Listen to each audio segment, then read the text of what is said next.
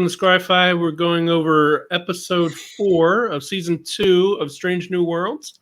Something about Lotus Eaters. What is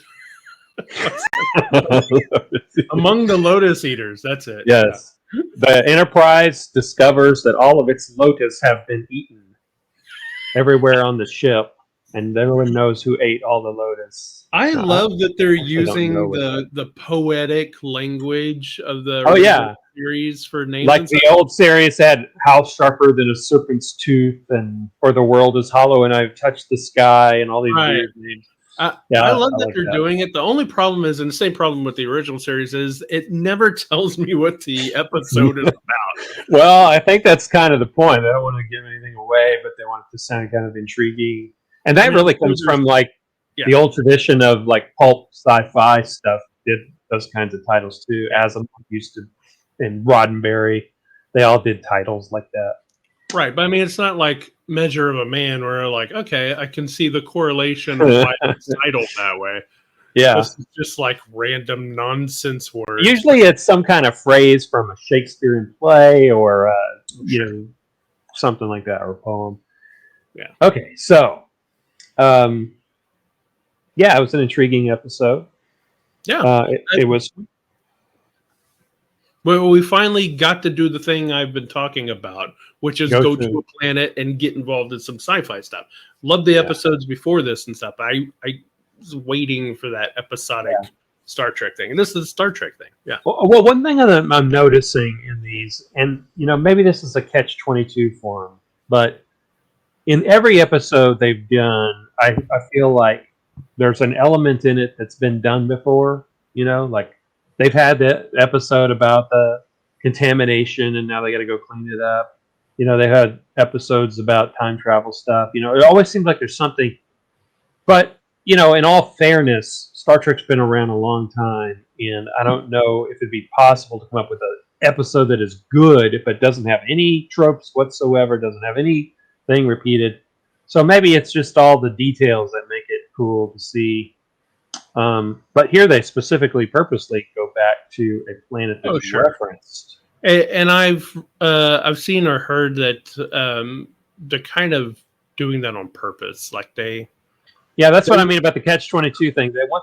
They want to bring back what the old Trek was like. Right. And if you bring back what the old Trek is like, you've got red shirts walking around on planets going, getting killed, and you've got, beamed into in another dimension, and you got all that stuff going on. Yeah. So I mean, they're not throwing red shirts into phaser fire you could go heavy into the tropes, right? You could make fun of it really deeply, and I don't think they're doing it that way. I think every episode's going to have something familiar but something new. It's probably what's going and on. I don't mind that at all. Yeah, I mean, I've been enjoying it, so yeah. I mean, it's just like we say that Orville is really great. We love Orville. And Orville is all about that kind of stuff too. It's what it is. It's Star Trek. So I imagine that the tropes is like some big black hole once you start doing sci-fi that immediately starts sucking you in.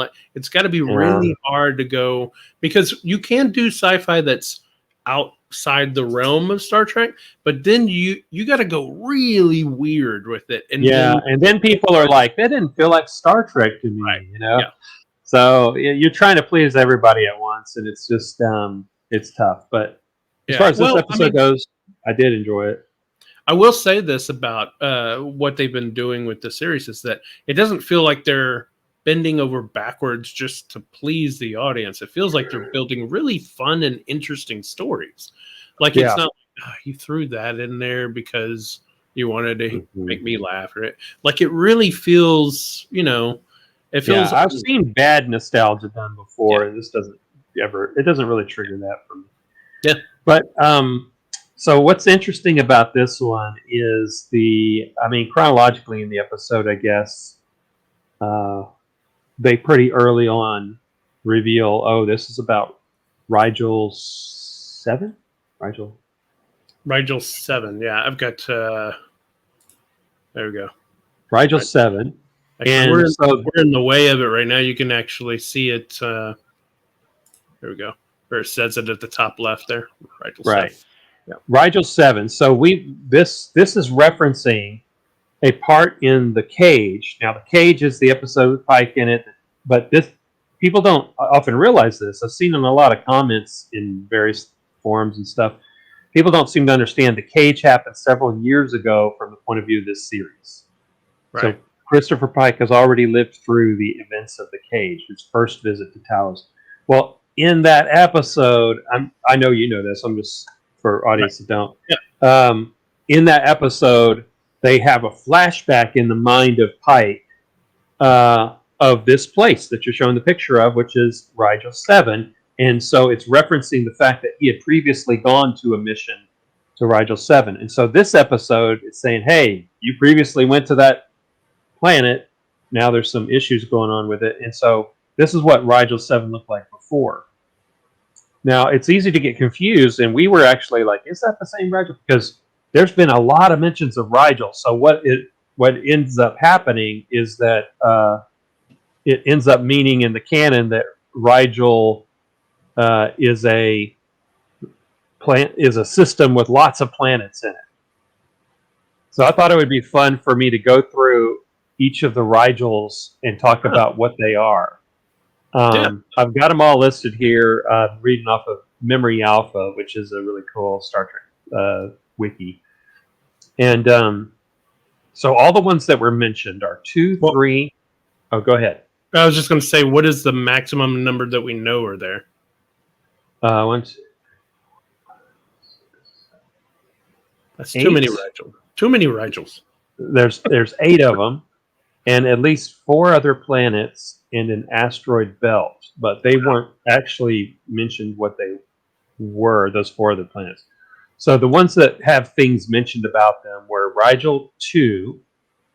Rigel 2 is where Dr. McCoy had previously met 2 women and had at a cabaret, and apparently had some good times there. And that's who reappeared in the TOS episode where they go to that planet that's pulling things from their memories. It's a recreation planet, and at first they don't realize that weird stuff's happening. 2 women appear, and he's like, "You're the 2 women I met on Rigel 2." So that's Rigel 2. There's a cabaret there. On Rigel 3, that is in an alternate future. Geordi LaForge had retired from Starfleet to become a novelist and was married to Leia Brahms. They had 3 children and lived on Rigel 3. So it's a planet where people live, where Federation people live. Rigel 4,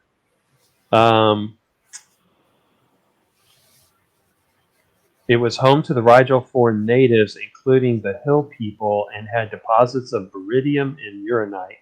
It's from Wolf in the Fold. Oh, wow. Okay. So it's one of the places where Red Jack the Ripper, right, whatever, had killed some people and stuff. It's almost like every time they needed a planet name and they couldn't think of one, they just said Rigel. Yeah, everybody knows the Rigel star, when they talk about astronomy and stuff. So authors just mention it a lot, apparently. Nobody's ever from Beetlejuice. Yeah, because it sounds funky to say. It's a silly word, and nobody wants to put that in their story. Rigel 5 was, prior to Stardate 3842, an experimental medical trial of a chemical stimulant was successfully completed on Rigelian test subjects on this planet. So this is from Journey to Babel. The stimulant sped up reproduction and replacement of blood in the body. I don't know why that would be from Journey to Babel. Maybe they were just talking about it. I don't know. Huh. Yeah, maybe they just mentioned it. Yeah, it sounds like some of these are just mentions. Like I said, when they need a planet, they just go Rigel 7, 6. 5. Right. So that was Rigel 5. Rigel 6, okay, so Rigel 6 was mentioned in. I wonder if Rigel 6 is that little planet in the top left of that image there. Has rings. Maybe. I'm looking for where they mentioned the thing before I say what it is. Anyway, in a commercial for triple cereal, Rigel 6 was shown on a computer screen of a food synthesizer in the mess hall of the USS Ravenous. No, that's not canon. in Star Trek: The Trouble with Edward. I don't understand know what that one. show this is. Oh, Star Trek shorts. Okay, so when they made those shorts and stuff recently, Yeah. there was a screen and Rigel 6 was mentioned as, okay. So that's 6. And then we know 7 is the one this episode's about. Rigel 10, there's 2 more. Rigel 10 is mentioned in Broken Bow from Enterprise, and it's also mentioned in the original series, The Doomsday Machine. Oh. It was Does it get destroyed by the Doomsday Machine? Well, it was affiliated with the Federation. It was the site of a Rigelian colony, served as a trade outpost. It was populated by numerous different species. Large flying insects and butterflies were also seen inside the structure. So it was just mentioned again, huh? Yeah. Now it was actually came back again in the episode Detained in Enterprise. Okay, and then sometime before 2267, Rigel 10 had become a Federation world, as mentioned in the Doomsday Machine. But I guess it wasn't destroyed. So is Rigel 7 the only Rigel that they ever show? It sounds like it. Let me look at this last one. Rigel 12 is the last one. And it's a mining planet. Oh, that's where Mudd's women, remember he was bringing them to this mining planet? That's where that was. But they didn't show it, right? They did show it. They went down to the planet. And that's where the miners live. Right. Okay. So that one was shown. No, because I was about to say this one that we're showing here isn't technically the actual planet. It's in his mind, right? Right. So this is his mental memory of having been on that mission. It could have been altered. It could have been maybe he's not remembering it right. Maybe Telosian's made some changes. But, it could have been that this is what the building looked like before they rebuilt it, and it's a different season on the planet, Yeah, and they so they tried to recreate this look, right? Look at those mountains in the background before you get rid of that picture. Yeah. Just above our heads there. Yeah. So that looks pretty. Yeah, those mountains in the background, that looks like pretty close to the landscape we see in this episode. It's true. Well, then I can switch to that image. Right. So more realistic looking. Now there's a lot of snow, but we knew it was cold before because the Kalar native that attacked Pike in the flashback wore a lot of heavy fur and stuff. Yeah, that guy. Yeah, and I was saying earlier, that looks like Chris Christopherson to me. Yeah, so anyway, Chris Christopherson seemed like some kind of like primitive caveman person, and now we find out in the episode the reason is because they lose all their memories. Well, he was totally. I guess he's really advanced in that. So, well, it looks like he's all by himself too. So, I guess after a while, he doesn't have his what was it called, a totem. Of a picture. Oh, yeah. The things they put on their arms. Yeah, there it is. Remember things? That totem right there, yeah, the tattoos and Yeah. stuff. If he doesn't have some kind of guiding post, you just become almost like an animal running around. Yeah, right? and I seem to remember the guy said something like, gets worse or something. Yeah. So he's got his little furs we should actually talk about like the storyline a little bit. Yeah. So, they get sent to Rigel 2, Rigel 7. And it's an issue for Pike because he's been there before, and apparently he lost a guy, Zach, which is not a very Star Trek name, by the way.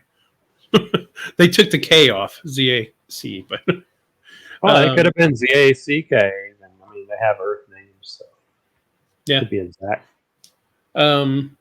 But yeah, so Zach's upset for being left behind. He definitely broke the Prime Directive. You know what I got the impression of, though? I got the impression that what if, like, what happened was he originally lost some of his memories, then did some horrible things, and then after he got his memory back, felt like there was no redemption for him, and he just went all in on the evil stuff. Where'd they get all the phasers? Like, how many? They must have Well, he had a crate of a bunch of stuff, so maybe he had another crate at some point, distributed them out. Why would you take like a crate of heavily like big phasers? Do we know what the original mission of Pike's visit was about? What they were going there for? I think they were just going there to.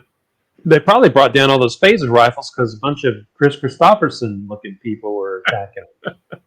Maybe. Why not just leave? I mean, you don't have to hang out and shoot all the. I guess they had to be there to study what was going on. I don't know. It ended up being some kind of big mess, apparently, because Pike was still remembering it in a violent way, a scary way. So Zach's left behind. The planet has a memory loss problem that they didn't know about because they didn't stay there long enough, or they were staying inside. Well, but the asteroid might not have hit at the time that he was there, right? Well, then that wouldn't explain the crazy caveman dude. Oh, that's true. That attacked him. Well, and also I think this guy was talking about it happening generations and stuff like that too. So it must have been around for a while. Right. Yeah. I like that guy too. I thought the actor did a real good job. Yeah. Yeah. I liked his. I like that he got his memories and all that stuff, So yeah, they get caged by Zach because Zach's upset. They lose their memories. That was a really interesting way of having them be who they are, but without, we got to do the Prime Directive. We got to do, like, you got to remove all of the relations between them, all the ranks, all the rules and all that. And you just got to see them act as who they were, right? Mm-hmm. That was kind of interesting to see that the doctor ran across immediately and kind of like knew what to do a little bit. And it was an interesting character thing, especially with Pike, where he almost kills Zach, but kind of doesn't and like pulls back. So it's just not like this crazy killer. Yeah. Uh-huh. I guess the lack of memories makes somebody paranoid, and then that leads to like rage and violence and stuff like that. Oh, sure. Well, I mean, if you grow up in the environment, what's going on here? Oh. Yeah. I thought Lahan was kind of cool. The Mongolian kind of style of this castle didn't really translate to this one. I saw that. I saw in some video and stuff like that they based it off of that, and they might have a little bit, but I don't think it's supposed to be the same. There's a little dome on the left. Oh, I guess there's a little dome. Yeah, it's definitely not supposed to be the same one. Oh, wait a minute. What if that little look in the middle at the bottom, in the middle of that building, right there? What if that's the structure in the? Look how big the moon is to it. And then this is all new stuff that was built up. This was built up. Well, that'd be cool. Yeah. If you go back to it again, I want to see it one more time. See what that old picture looks like. Wow. Well, you're saying maybe they built up next maybe to this whole thing we're looking at here, and then go back to the new one and zoom in, is that little structure right there in the middle with the dome. No, in the middle. Oh, right there. That's that same building. Huh. Could be. I don't know. Yeah. But it could also be that they just rebuilt this thing or built a new structure to replace it. We know, in fact, that they built some new stuff because it was a satellite image of the Starfleet symbol that made them come back to the planet. Right. So, yeah, Lahan gets herself sliced. It didn't look like it was that bad of a cut, actually, but I guess out in just the wilderness. Well, it's hard to tell how deep something is. Yeah. Just looking at it. So yeah, If it got in deep enough to hit the intestines, that'd be really serious. so I do like that at the beginning.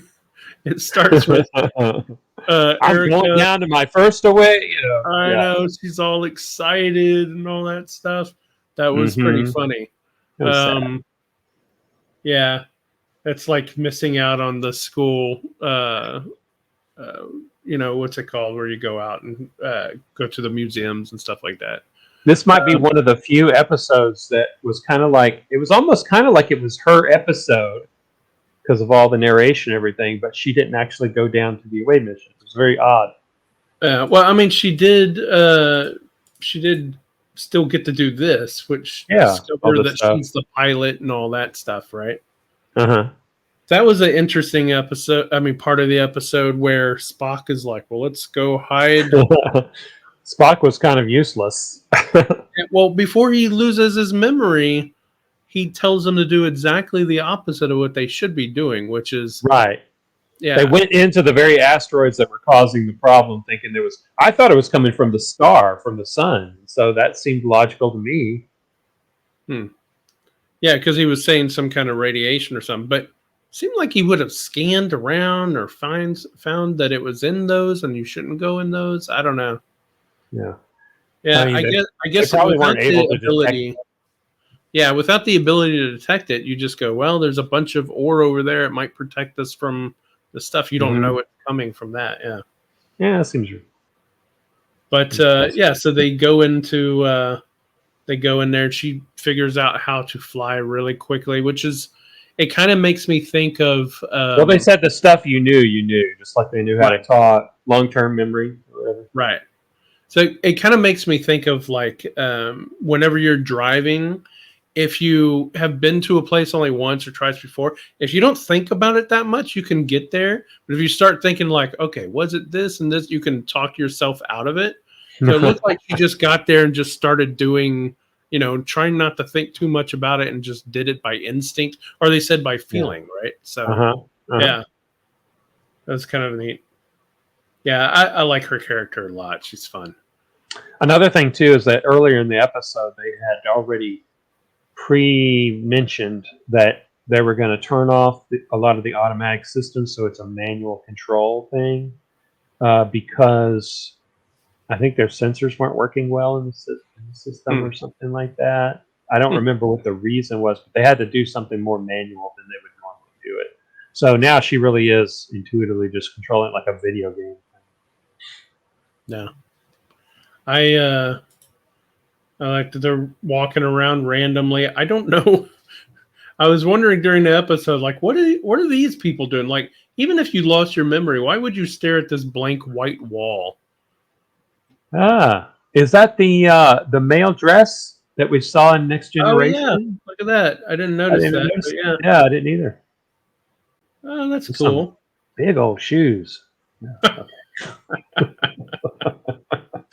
But what's this guy staring at? He's probably staring at that wall and thinking, what does that mean? There's like something you could read there, maybe. No, it's just panels as far as I can tell. Well, right above it looks like there could be text on that panel. Maybe, I guess. I don't know. Well, just like this dude sitting down. I mean, he's freaking out. That's fine. You wake up. I think they're all freaking out. Yeah, I guess so. I just thought it was funny. Like, that's the thing about the tight pants look that has dominated the new Star Trek uniforms in the last decade or so of things, because people like tight pants now. It makes feet look really big and boots look really big. I've noticed that by proportion. Huh. Anyway. Strange. New world. Strange new world. Strange new pants. Strange new pants. Okay. So Pike gets pissed. Yeah. And he picks up the phaser and knows exactly how to use it, just like Erica with the ship, I guess. Yeah, makes sense. Starts taking him down. I like that. And notice how the inside here looks old-fashioned Earth-like, so that kind of goes with the palace. Yeah. Of the old. Yeah. I I mean, I like that they have this whole kind of Mongolian theme with it. Mm-hmm. Yeah, that too. Those are cool. Even the little hat. They really did say, okay, what did we see in the cage? Yeah. And what can we extrapolate from that about this world? You know, that was, you could tell they really paid a lot of attention to detail. I like how his hat looks like some kind of like melted steel that was dripping upward, like it was upside down when they were making Oh it. yeah. And I'll bet it's made out of that same stuff the helmets are made out of. Oh, that's a cool idea. I almost wonder so that he could walk around outside and be okay. Oh, they said that the helmets are made out of it. Yeah. Uh-huh. We guessed that when we were watching it. We're like, oh, and the helmets, of course, are made of. That's why the guards aren't losing their members. Yeah. So that makes sense. And I think it'd be kind of cool if they didn't have a concept of a king or crowns, but he brought that idea and he said, "Make me a crown. I'm a king." Yeah. That's pretty cool. It's the episode that I was saying before that I want them to go to a planet and have an adventure on the planet. They did a great job of doing stuff up because that's classic TOS too, right? Where you have Kirk and McCoy and Spock in trouble on the planet. Yeah, they're in a cage, and I mean, I could totally see the original series doing this plot. Yeah, you know? Yeah. We lost your memories, you know, and Spock Kirk doing like, who am I? Overacting a bit, yeah. Yeah, but that same exact plot, I could totally see that. Yeah. And you have to hit the guards like that, and like Sulu saying, "I believe I can fly this ship." You know, well, try. You know, it would be so cool to think about that taking place in that. Yeah, you're right. I could totally see this with that cast, and it would work completely. Yeah, although I couldn't see McCoy kicking everybody's butt. Like, well, you know, it's a different character, but yeah. So you'd have to change some things because some of the characters would be different. But I didn't even think about it, but technically, La'an is a red shirt. She should not be going down. Well, Scotty is technically a red shirt, but that's true. Doesn't apply. He stays with the ship because he's smart. Yeah. But anyway, yeah. More episodes like this would be great. Really enjoying the series so far. Anything else that you wanted to bring up? Well, we're so used to series now being serialized instead of episodic. Mm-hmm. So maybe they're just doing an episodic thing here. I'm not seeing the structure of the season, but maybe it's not going to have a structure. It's going to have a bunch of episodes, and they're all fun on their own, and then the season will be over. Yeah, we know. I do suspect that the last few episodes will be more dramatic, or maybe the last one will be the most dramatic. But other than that, maybe they're not doing kind of an arc.